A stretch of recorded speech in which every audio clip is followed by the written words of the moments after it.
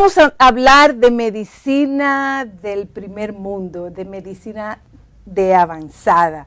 Tenemos como invitado al doctor Alejandro Cambiaso y al doctor Tulio Ramírez, ambos pertenecen a la unidad de medicina preventiva del Hospital General Plaza de la Salud, y vamos a hablar de muchas cosas que usted se va a ir enterando en esta conversación. Vamos a hablar de la importancia de la medicina preventiva y también de cómo la medicina ha ido revolucionándose para que nosotros, así como los años de vida se han prolongado, pues que nosotros en esa prolongación de vida también conservemos actitudes, cualidades y vitalidad que nos permitan disfrutar esa prolongación de la vida. ¿No es así? Comencé bien, ¿verdad?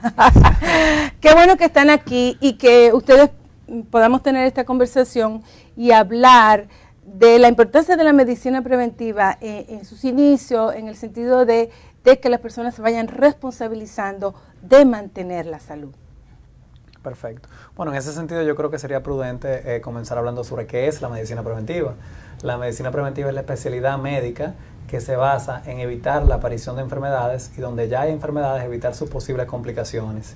En este sentido, se desarrollan técnicas tan sencillas como la vacunación, como el examen físico exhaustivo y el historial clínico exhaustivo, donde dependiendo de los antecedentes familiares de los pacientes, podemos también tener una idea de qué enfermedades pudieran desarrollar esas personas. De manera específica, en la unidad de salud preventiva del Hospital General de la Plaza de la Salud, tenemos diferentes procesos de evaluación donde se le realizan a los pacientes pruebas de laboratorio que van desde hemograma, pruebas químicas, pruebas específicas de la función de la tiroides, de próstata, entre otros, radiografías, sonografías, estudios como tomografías y resonancias para conocer el estado de salud de las personas y en base a eso poder darles recomendaciones puntuales de cómo mejorar su salud. Detectamos pacientes que tienen, por ejemplo, prehipertensión o prediabetes y tomamos medidas para evitar de que desarrollen la diabetes y la hipertensión. O detectamos pacientes con enfermedades como un cáncer de colon localizado en un estadio inicial y podemos extirpar esa lesión y un paciente que llegó un día con cáncer al hospital, el día siguiente después de su chequeo se vaya sin cáncer. Además de eso también a los pacientes les brindamos la posibilidad de tener planes de alimentación personalizados. Actualmente hay nuevas tendencias en lo que es la medicina preventiva que nos permiten tener acceso a tecnología que no solamente mejora nuestro estado de salud, sino que fortalece nuestro sistema inmunológico, fortalece las capacidades de autodefensa del cuerpo y nos favorecen a tener una nutrición personalizada. Pero antes de entrar en esas técnicas que son mucho más avanzadas y que igual me resulta muy interesante, ¿qué deben de hacer las personas? O sea, ¿cuáles son las recomendaciones? Ese chequeo, ¿cuánto tiempo se debe de hacer y a partir de qué edad? Es importante que las personas acudan a hacerse una evaluación sin siquiera tener sintomatología, porque yo pienso que la importancia de la medicina preventiva y de hacerse responsables de su salud de las personas, justamente es eso, ir al médico no cuando se siente enfermo. No, definitivamente. Las actuaciones de la medicina preventiva van desde que es un neonato y antes de que es un neonato, ya cuando hay un niñito dentro de la barriga de su madre, claro, sí.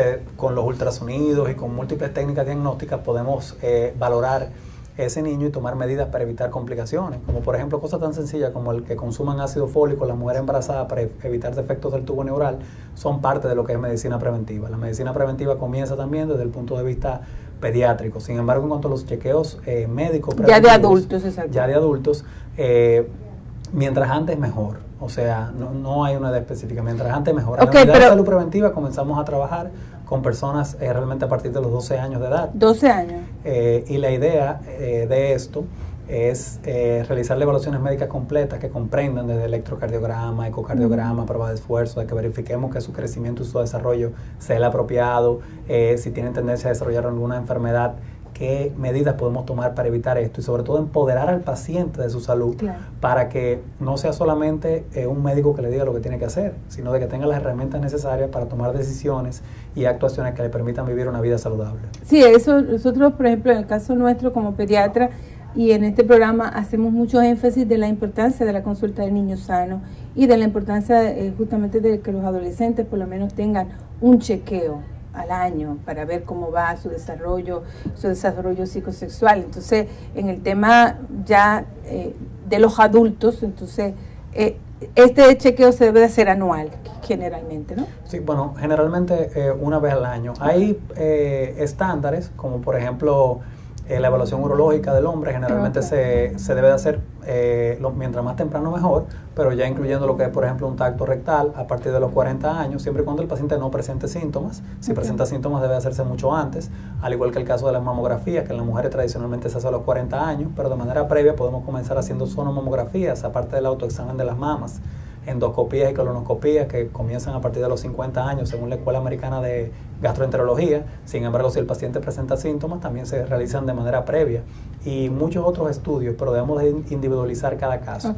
Hay protocolos que tenemos estandarizados de paquetes que se realizan evaluaciones preventivas ambulatorias y otras con hospitalización, pero siempre llevan un toque personal, dependiendo de los antecedentes del paciente y dependiendo de los hallazgos clínicos que encontramos. Se individualiza el caso, y es muy importante que el tema de prevención no se limita solamente para aquellas personas que no tienen ninguna dolencia.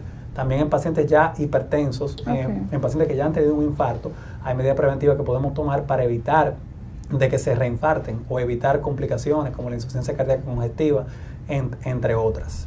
Exacto. Y bueno, dentro de la medicina preventiva hay una medicina que tiene mucho auge, que es la medicina anti-envejecimiento. Y de eso hablas tú, Tulio. Sí, lo único que quisiera yo aclarar, que lo que se refiere a medicina anti-envejecimiento no es solamente la parte de estética. No, exacto. Es el enfoque celular de lo que es justamente lo que ustedes acaban de conversar. Hemos estado compartiendo el tema de la prevención. Entonces, en muchos foros hemos conversado de que no es lo mismo hablar de prevención que de diagnóstico temprano. Detectarte un cáncer temprano de mama y evitarte una metástasis se haya mal llamado prevención, pero ya tienes el cáncer. Entonces, es importante hacer la prevención primaria de enfermedades. Entonces, ¿cómo lo hacemos? Cuidando el tema celular. Entonces, hay muchas cosas que podemos ver en ese sentido, empezando por las mayores exposiciones que nosotros tenemos. Si nosotros vemos, nuestro medio ambiente es un medio ambiente muy contaminado. No me refiero solamente al ambiente de la ciudad nuestra, sino en cualquier ambiente de cualquier ciudad. Encuentras cantidades excesivas de monóxido de carbono, encuentras cantidad de metales pesados, te expones a sustancias que ni siquiera puedes reconocer, y cuando tú empiezas a leer las etiquetas de los ingredientes de muchos de las cosas de consumo de diario, te llevas sorpresa. Claro. Y de todo lo que tienen, y no comeríamos. Y además, pero no solo eso, sino de que cómo esas sustancias son capaces de afectar la función celular y la fisiología. Entonces, eso tiene un efecto deleterio a nivel celular y de tu organismo. Y esos efectos negativos van a manifestarse como enfermedades. Entonces, esa inflamación que puede generar todas esas sustancias tóxicas, que además podemos ingerir con los alimentos que hacemos más de una vez al día, y nos llevamos sorpresa cuando nosotros vemos nuestras respuestas individuales a los diferentes alimentos diarios, te sorprende cómo esas células pueden ser transformadas en su función y en sus características, modificando su mecanismo de alimentación y su pH, y haciéndolas células cancerígenas o haciéndolas células disfuncionantes. Entonces, eso es un tema complejo, es un enfoque muy novedoso, es un enfoque muy efectivo, y cuando nosotros vamos a las causas de las enfermedades, no es lo mismo que tratar los efectos ni los síntomas. Exacto, ok. Entonces, hablando un poco del pH y un poco retomando de que se escucha también mucho de que están sugiriendo que el organismo se mantenga con un pH alcalino, ¿cierto? Es correcto. Y entonces determinados alimentos te van a ayudar a mantener ese pH. Sí, pero yo quisiera hacer algunas anotaciones ahí con respecto a los alimentos. Okay. Tradicionalmente hemos etiquetado como grupos de alimentos sanos y otro grupo de alimentos no tan sanos o dañinos. En realidad, eso ha cambiado.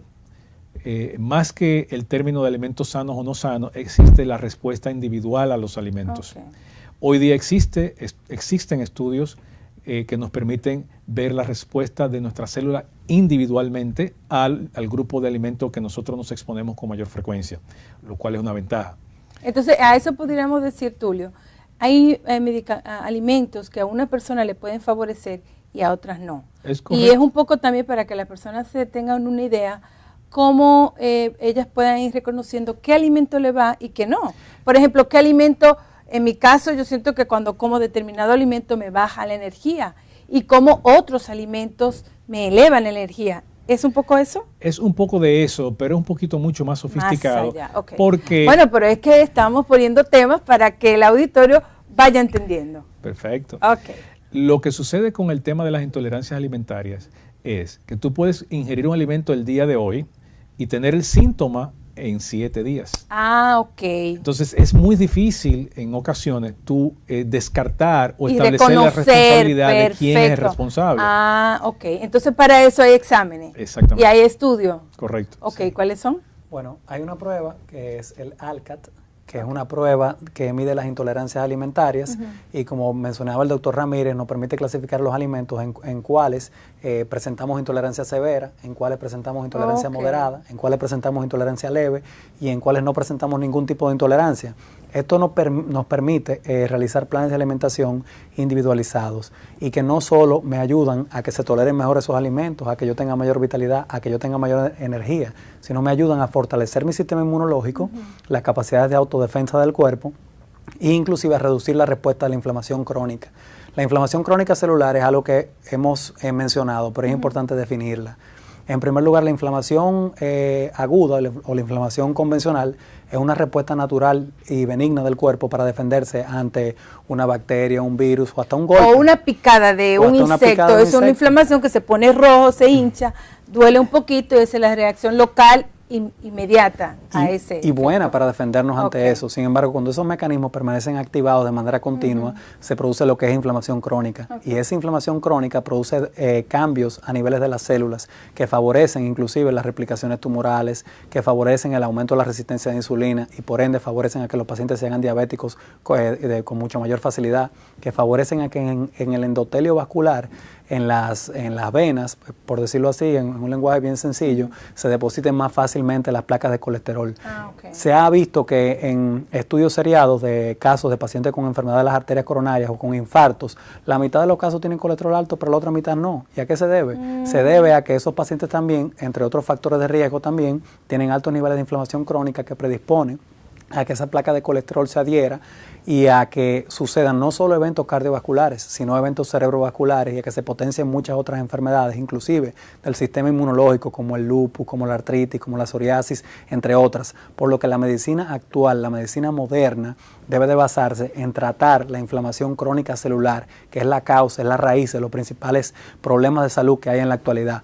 No basarse solamente en tratar las consecuencias de distintas enfermedades. Tratando la causa de estas enfermedades podemos evitar múltiples patologías y mejorar la calidad de la vida de las personas. Perfecto, me parece muy interesante esta conversación. Estamos aprendiendo de medicina y medicina del primer mundo y sobre todo me gusta el hecho de ir a la causa inicial de las enfermedades.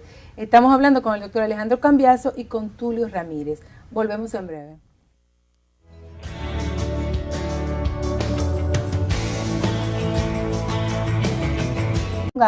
Pues que nosotros en esa prolongación de vida también conservemos actitudes, cualidades y vitalidad que nos permitan disfrutar esa prolongación de la vida. ¿No es así? Comencé bien, ¿verdad? Qué bueno que están aquí y que mundo de medicina de avanzada. Tenemos como invitado al doctor Alejandro Cambiaso y al doctor Tulio Ramírez, ambos pertenecen a la unidad de medicina preventiva del Hospital General Plaza de la Salud y vamos a hablar de muchas cosas que usted se va a ir ustedes podamos tener esta conversación y hablar de la importancia de la medicina preventiva en sus inicios, en el sentido de que las personas se vayan responsabilizando de mantener la salud. Perfecto.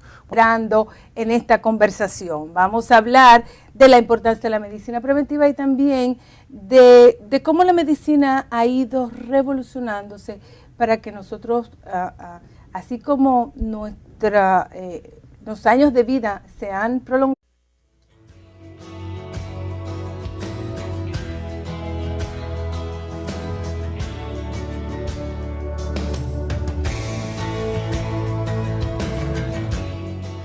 vamos a hablar de medicina del primer